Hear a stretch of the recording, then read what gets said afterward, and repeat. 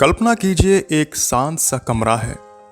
बाहर दुनिया की भाग दौड़ चल रही है, लेकिन आपके भीतर एक सवाल गूंज रहा है। मैं जो चाहता हूं वही मुझे दुख क्यों देता है? यही सवाल हजारों साल पहले एक व्यक्ति ने भी खुद से पूछा था, और उसी खोज में उन्होंने एक वाक्य कहा जो आज भी हमें सोचने पर मजबूर कर देता है। इच्छा ही दुख का कारण बनती है। ऊपरी तौर पर यह बात बिल्कुल सही लगती है। जब हमें अपनी मनचाही चीज नहीं मिलती तब मन टूटता है। जब उम्मीदें पूरी नहीं होती तब दर्द होता है। जब किसी अपने से लगाव होता है और वह छोड़कर चला जाता है तब पीड़ा होती है। तो क्या सच में समस्याएं इच्छा हैं? और अगर हाँ, तो क्या समाधान यह है कि हम इच्छाएं ही खत्म कर दें?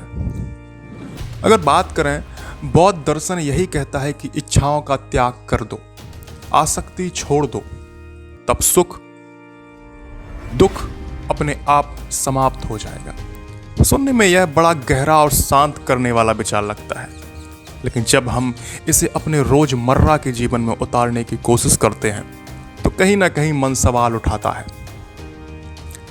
अगर मैं चाहूंगा ही नहीं तो जीऊंगा क्यों? अगर कोई सपना नहीं होगा तो सुबह उठने का कारण क्या होगा? अगर किसी चीज से लगाव नहीं होगा तो खुशी कैसी लगेगी? यहीं पर बात थोड़ी उलझ जाती है, क्योंकि सच यह भी है कि इच्छा ही जीवन को गति देती है। बच्चा चलना सीखता है क्योंकि वह चलना चाहता है। विद्यार्थी पढ़ता है क्योंकि वह आगे बढ़ना चाहता है। किसान खेत में मेहनत करता है क्योंकि उसे फल चाहिए, फसल चाहिए। कलाकार चित्र बनाता है क्योंकि उसके भीतर कुछ रचने की चाह होती है। तो क्या ये सारी इच्छाएं गलत हैं? क्या इन सबको छोड़ देने से जीवन बेहतर हो जाएगा? अगर हम ईमानदारी से देखें तो समस्या इच्छा नहीं है, समस्या है हमारी चिपकन। हम चीजों को पाना नहीं चाहते, हम उन्हें हमेशा के लिए पकड़ कर रखना चाहते हैं।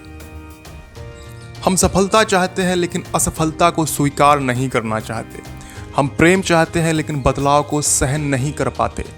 हम आनंद चाहते हैं लेकिन दुख के अस्तित्व से ही लड़ना लगते हैं। यहीं से दुख शुरू होता है। मान लीजिए आपको बारिश पसंद है। जब बारिश होती है आप खुश होते हैं, लेकिन अगर बारिश लगातार कई दिनों तक होती रहे और आप उससे लड़ने लगें, गुस्सा करने लगें, तब वही बारिश आपको परेशान करने लगती है। बारिश बदली नहीं, आपका रिश्ता बदल गया। इसी तरह इच्छा अपने आप में दुख नहीं है। दुख तब पैदा होता है जब हम यह मान लेते हैं कि अगर यह इच्छा पूरी नहीं हुई तो मैं अधूरा रह जाऊंगा। हम अपनी खुशी को किसी एक परिणाम से बांध देते हैं, और जब परिणाम हमारे नियंत्रण में नहीं होता तब भीतर टूटन पैदा होती है। तो क्या तीसरा रास्ता संभव है? न पूरी तरह इच्छा का त्याग, न अंधी इच्छाओं के पीछे भागना। हाँ, बिल्कुल संभव है। तीसरा रास्ता है जागरूक इच्छा। अब इस जागरूक इच्छा का मतलब यह नहीं कि आप कुछ चाहें ही नहीं। इसका मतलब है कि आप यह समझें कि जो आप चाह रहे हैं वह मिले या ना मिले, आपका अस्तित्व सुरक्षित है।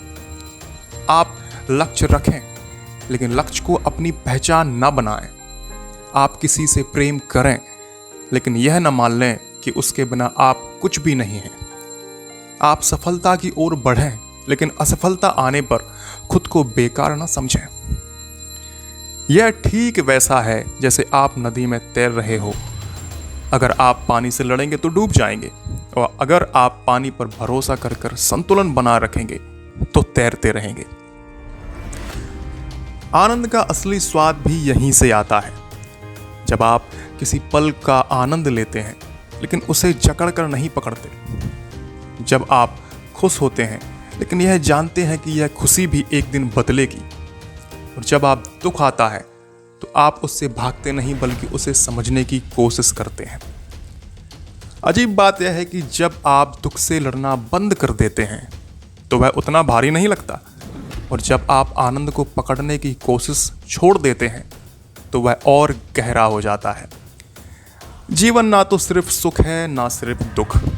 जीवन एक बहाव है और जो व्यक्ति इस बहाव के साथ चलना सीख लेता है वही सच में शांत होता है। इच्छाओं को खत्म करने की जरूरत नहीं है, जरूरत है यह समझने की कि इच्छा आती जाती रहती है। वह आप नहीं है, वह सिर्फ आपके भीतर उठने वाली एक लहर है। जब यह समझ आ जाती है तब आप बिना चिपके भी जी सकते हैं, बिना डर के प्रेम कर सकते हैं, बिना बेचैनी के सपने देख सकते हैं और बिना टूटे असफल भी हो सकते हैं। शायद यही एक मध्य मार्ग है जहाँ न जीवन नीरस होता है न मन गुलाम, जहाँ आनंद भी है और स्वीकार भी, जहाँ इच्छा है लेकिन दुख अनिवार्य नहीं। अगर यह विचार आपके मन को थोड़ा सा भी छू पाया हो तो इसे यहीं मत रोकिए, इस पर सोचिए, इसे अपने जीवन में आजमाइए और कमेंट में जरूर बताइए कि आप इच्छाओं और आनंदों को कैसे देखते हैं। इस वीडियो को शेयर करें ताकि यह बातचीत और लोगों तक पहुंच सके। धन्यवाद।